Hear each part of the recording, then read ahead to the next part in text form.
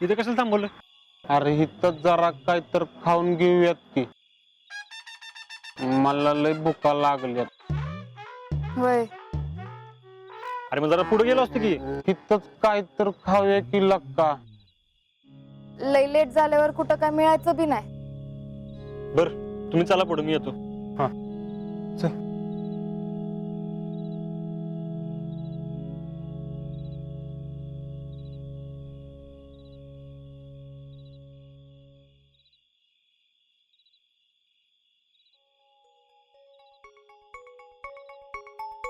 हा बोल. काय परिस्थिती आता तिथं? अरे आता आउट ऑफ डेंजर आहे. हा. स्पेशल रूमला शिफ्ट करत चालले. आणि हो, बिलाचं काय किती झाले काय? अरे तू त्याची काळजी नको करू. अहो पण किती झाले ते तरी सांगा की. अरे मी आहे ना इथं, माझं मी बघून येतो. तुम्ही निघाला का तिकडनं? हो मगाशीच निघालोय. विके ओके ना? काय प्रॉब्लेम नाही ना? नाही नाही काय प्रॉब्लेम नाही. सगळं रिपोर्टिंग वगैरे सगळं नीट केलंय. आणि तुमचा फोन आला तरी समोरच होता की. ते ऐकलं लय खुश झालं. हा ते कळलंच मला. आल्यावर बोलू, या लवकर. आणि तुम्ही काय खाल्लं का नाही?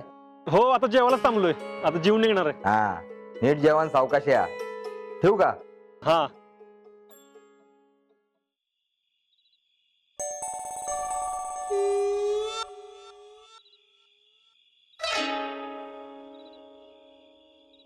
आजा, काय झालं? अरे जेवायला चल की. हा अगं फौजींना फोन केला होता. काय म्हणले? मावशीला स्पेशल रूम मध्ये शिफ्ट केलंय.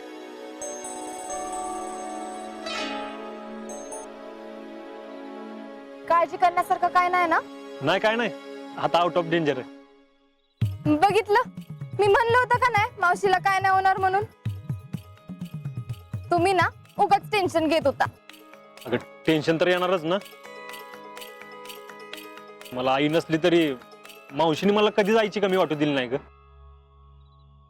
जसं विक्याचं लाड केलं तसं माझं बी केलं.